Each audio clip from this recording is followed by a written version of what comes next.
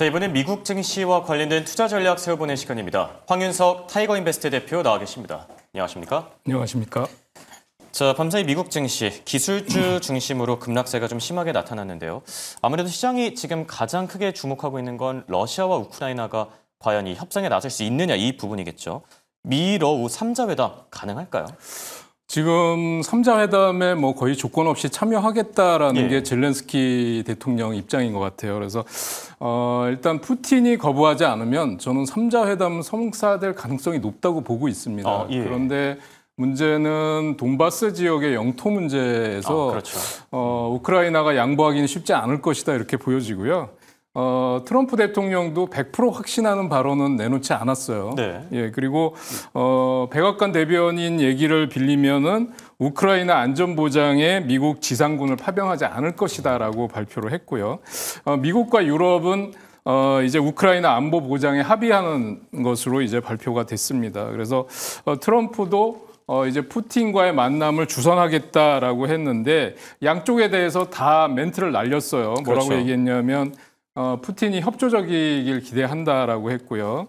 젤렌스키도 유연성을 보여야 된다 이렇게 얘기를 했습니다. 그러면서 우크라이나는 이제 나토에 가입하지 않을 거고 많은 영토를 확보하게 될 것이다. 그러면서 또 한편으로는 푸틴이 협상을 원하지 않을 가능성도 있다라는 그렇죠. 또 여지를 남겼어요. 그래서 이제 3자 회담이 성사가 되더라도 과연 휴전 합의에 이르기까지는 시간이 필요하지 않을까라는 게 제 개인적인 생각입니다. 네, 확실히 러시아와 우크라이나 종전 이슈 이게 생각보다는 조금 더 길어질 가능성이 있어 보이기도 하고요. 자, 그리고 관세와 관련해서 밤사이 풍력별 관세 속보가 또 나왔는데 사실 이게 뭐 이틀 전에 나온 내용이긴 한데 상무부가 다시 한번 공식화 시켜주긴 했어요. 철강과 알루미늄 포함해서 지금 한 407개 제품 카테고리를 추가했다고 하는데 어떤 소식이죠? 네, 그러니까 철강 알루미늄 관세만 해도 사실 뭐 관련 기업들이나 뭐 자동차 업계 같은 경우는 힘든 사정인데 맞습니다. 거기에 뭐 오토바이, 유아용품, 뭐 자동차 부품, 화학 제품, 뭐 말씀하신 대로 전부 다 합쳐서 한 400여 개의 소비재 또는 부품 이런 쪽으로 확대를 했는데 이게 이제 8월 18일부터 시행된다고 합니다. 그래서 지금 관련 기업이나 수입 업체 같은 쪽에서는 이 사전 예고 없이 기습적으로 발표된 거다. 그렇죠. 이건 새로운 규제다. 그래서 강력히 반발하고 있는 상황입니다.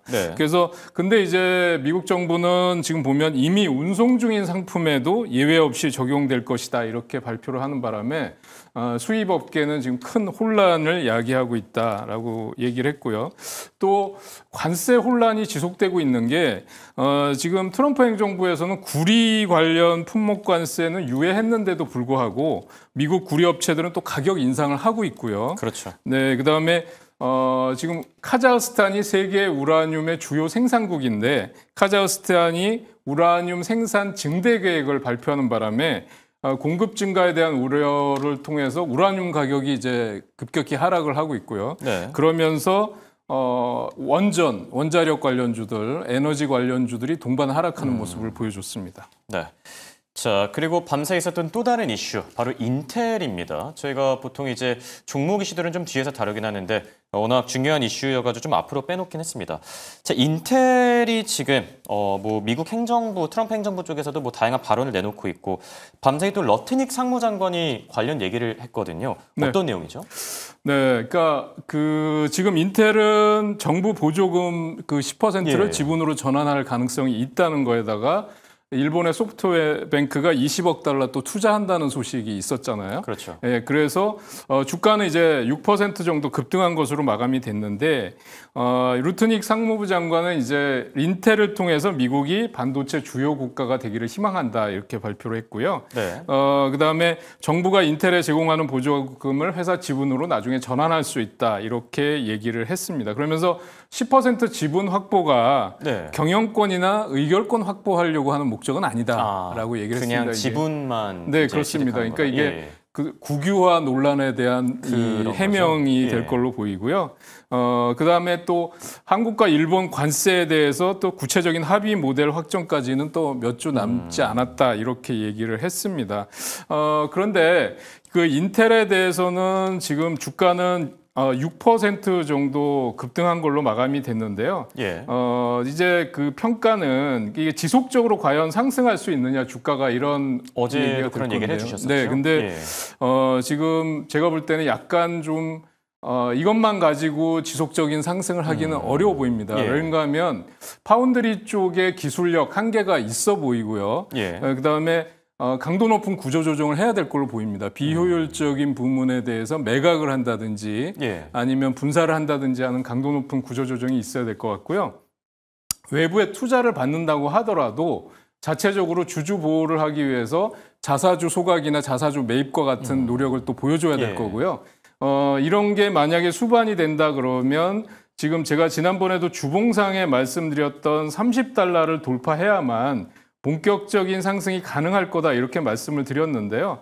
이 30달러가 어디냐면 급락이 시작됐던 이 타이밍이 30달러입니다. 그래서 이거를 돌파해야만 본격적인 상승이 나올 것으로 보여지는데 아직은 이제 좀 더 지켜봐도 인텔 살리기, 뭐 인텔 구하기에 대한 것은 추가적인 상승 여력은 역시 좀 지켜봐야 되겠다 이렇게 말씀드릴 수 있겠습니다. 이게 확실히 뭐 펀더멘털이나 이런 게 바뀐 게 아니라 정말 기대감 때문에 오르고 있는 만큼 얘기해 주신 대로 30달러를 돌파하느냐 안 하느냐 이게 관건이 되지 않을까 싶고요. 그리고 인텔과 함께 기업을 하나만 더 짚어볼까 하는데 팔란티어입니다. 팔란티어가 어제도 짚어주시긴 했지만 밤사이에 또 9% 급락했어요. 이제 5거래일 연속 하락하고 있는 상황인데 팔란티어 뭐 공매도 리서치, 공매도 리포트가 있었고 얘기들이 있긴 했는데 9%까지 밀려날 일인가요? 어떻게 보시죠? 어제 이제 그 뭐 오픈 AI, 시트론 리서치에서 오픈 AI와 비교를 하면서 적정 주가를 40달러다라고 얘기를 했습니다. 그런데 이렇게 바로 직격탄을 맞을 거라고는 생각을 못했는데 이게 왜 그랬을까 생각을 해보니까 그 샘 알트먼 오픈 AI CEO가 지금 AI 거품론을 얘기를 했어요. 그래서 사실 이 다른 사람도 아니고 투자은행도 아니고 챗 GPT의 창시자라고 하는 샘 알트먼 CEO가 이런 얘기를 하니까 시장에서는 아주 좀 더 민감하게 민감하게 받아들이는 것 같습니다. 안 그래도 밸류에이션 논란도 있었던 그렇습니다. 기업이지 않습니까? 네, 그래서 이게 지금 2000년대 닷컴 버블을 지금 생각하게 한다라는 정도까지 강력한 발언을 하는 바람에 AI 관련주 중에 하드웨어뿐만 아니라 소프트웨어 관련주도 동반 하락을 했거든요. 그래서 아마 팔란티어가 그 영향도 받았던 걸로 보여집니다. 여기 보시면 지금 팔란티어 같은 경우는 위아래 꼬리가 엄청나게 길게 달린 음봉을 맞았는데요. 하락하면서도 여기서 거래량이 터진 모습을 보여주고 있어서 추가 하락 가능성 배제하기 어렵다 이렇게 말씀드릴 수 있겠습니다. 그래서 일단은 지금 155달러 시간외에서 추가 하락이 나오고 있는데요. 일단 그 고평가 논란이 되면 팔란티어는 제일 먼저 직격탄을 받는 기업이기 때문에 주의가 필요하다 이렇게 말씀드릴 수 있겠습니다. 네. 자, 샘 올트먼의 발언도 있었고 그동안 밸류에이션에 따른 부담도 있었기 때문에 낙폭이 조금 더 상대적으로 크지 않았나 이렇게 생각이 들기도 하고요. 자, 그리고 마지막 이 매크로 이슈로 또 살펴볼 만한 게 보우먼 연준 부의장의 발언이 있었어요. 근데 이 보우먼의 발언이 또 중요한 게 차기 연준 의장 후보로 꼽히고 있기 때문이 아닌가 싶은데 어떤 발언이었죠? 네, 그 사실 이제 제가 기대를 한 거는 통화 정책이나 금리 인하에 대한 직접적인 발언을 기대를 했었는데 그 발언은 하지 않더라고요. 그러니까 민감한 사안이기도 하고 잭슨홀을 앞두고 그래서 그래서 발언한 내용을 보면 은행과 규제 당국이 AI 및 암호화폐와 같은 기술 이점을 수용해야 된다 이렇게 얘기를 했는데도 암호화폐가 하락폭이 컸었잖아요. 그렇죠. 그 이유는 이제 파월 의장이 신중한 발언을 할 것이다. 금리 인하에 어떤 시그널을 주지 않을 것이다라는 분석이 나오면서 금리 인하에 대한 확률이 떨어지고 있다. 이런 얘기가 나오면서 암호화폐가 급락했는데요.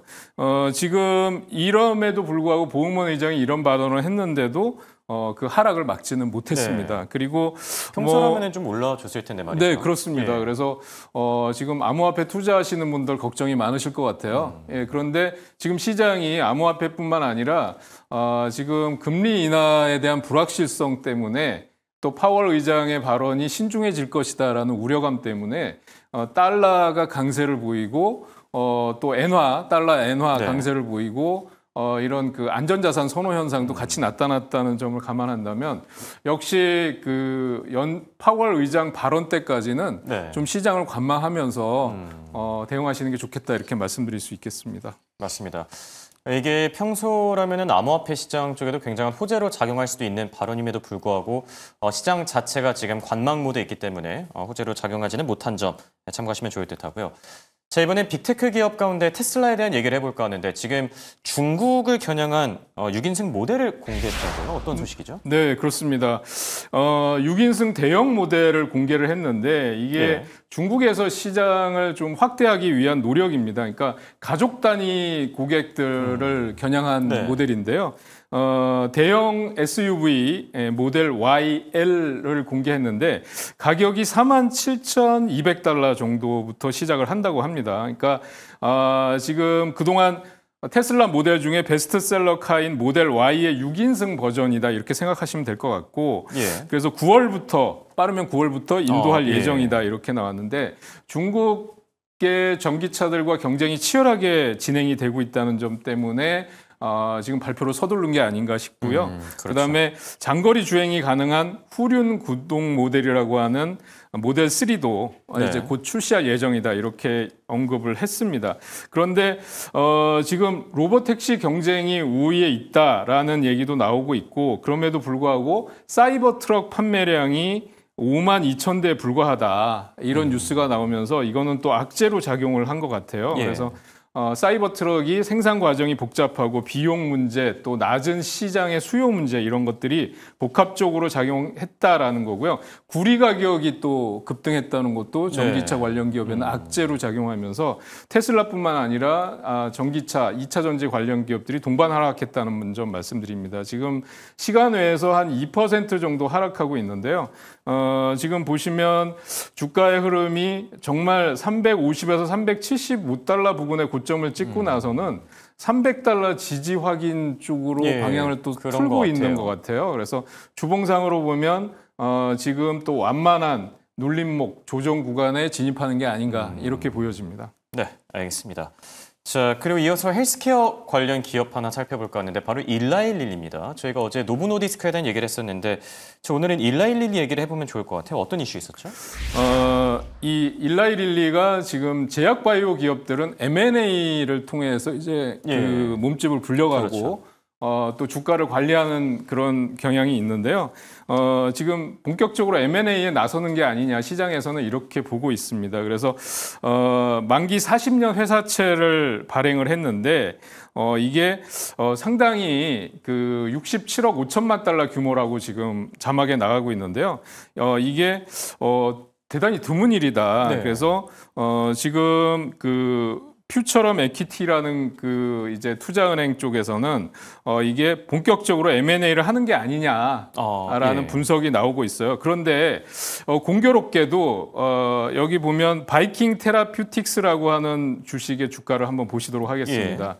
41% 넘게 폭락을 하면서 예. 대량 거래가 터지는 모습을 이 보여줬는데요. 바이킹 테라피틱스도 헬스케어 기업이죠. 네, 그렇습니다. 예. 그래서 바이킹 테라퓨틱스를 보시면은 호재가 있었음에도 급락을 했어요. 그 이유가 뭐냐면 경구용 비만 치료제를 통해서 13주 임상 시험에서 이제 그 비만 환자의 평균 체중을 12% 정도 감량하는 데 성공을 했다 네. 이렇게 했거든요. 그러니까 이거는 굉장히 큰 호재인데 그렇죠.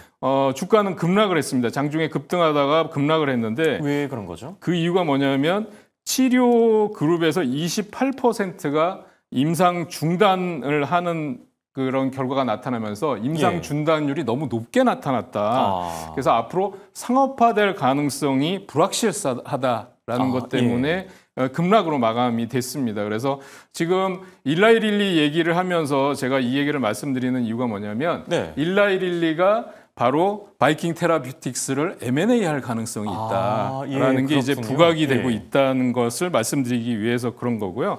최근에 보면 이제 노보노디스크도 위고비가 뭐 FDA로부터 뭐 지방간염 치료제로 선정이 됐다는 거, 그다음에 보험이 없거나 또는 자비로 약값을 지불하는 당뇨병 환자를 위해서 뭐 오젬픽의 가격을 낮췄다라는 뉴스들이 나왔잖아요.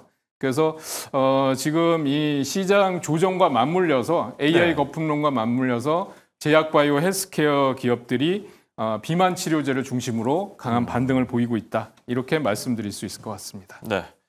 자, 끝으로 소매업체 관련 소식으로 마무리해볼까 하는데 어제는 이제 장 전에 홈디포가 실적을 발표했고 내일은 타겟 그리고 내일 모레는 월마트죠. 홈디포 실적이 저도 개인적으로 궁금했던 게 사실 매출이랑 EPS 자체는 좀 안 좋았던 걸로 알고 있거든요. 어닝 쇼크였는데 그럼에도 불구하고 주가는 또 3% 올랐습니다. 연간 가이던스가 나쁘지 않았다고 하는데 어떤 내용이죠? 네, 2분기 실적은 예상치를 하회한 걸로 나왔습니다. 그래서 매출액도 또 EPS도 예상치를 하회한 걸로 집계가 됐는데 지금 이 홈디포의 최고 책임자라고 하는 CFO가 CNBC와의 인터뷰에서 뭐라고 얘기를 했냐면 금리가 높은 수준을 유지하고 또 불확실성이 이어지면서 대형 프로젝트는 여전히 보류되고 있다. 이게 뭐냐면 이제 리모델링이나 이런 것들을 소비자들이 미루고 있다는 거죠. 그래서 그러면서 실적이 이렇게 나왔는데 이번 실적은 우리 기대치에 부합되는 수준이었다. 그래서 2년 내 최고 실적이다라고 이제 해명을 했습니다. 그래서 그런 것 때문에 지금 주가가 상승하지 않았나 보여지고요. 여기 보시면 지금 주가의 흐름이 보면 최근에 이렇게 완만하게 우상향하는 모습을 보여주고 있습니다. 그래서 주봉으로 한번 확인해 보신다면 주가의 흐름이 지속적으로 나아지고 있다. 이렇게 보여집니다. 그래서 최근에 보면 지금 동일 점포 매출을 기준으로 볼 때 월간도 계속해서 증가하고 있다. 그래서 이번 단기적 2분기 실적만으로 본다면은 예상치를 하회했지만 지속적인 실적이 증가세에 있다라는 점. 그다음에 매출액도 증가하고 있고요. 영업이익, 주당순이익도 이제 조금씩 개선되고 있다라는 측면에서 주가의 흐름이 일단 개선되고 있기 때문에 저는 보유자는 그냥 보유하시고 또 방어주적인 성격인 점을 감안한다면 조정 시 분할 매수도 가능해 보인다 이렇게 말씀드릴 수 있겠습니다. 네. 자, 이렇게 오늘은 홈디포에 대한 투자 전략까지 들어봤습니다. 지금까지 도움 말씀에 황윤석 타이거인베스트 대표와 함께했습니다. 감사합니다.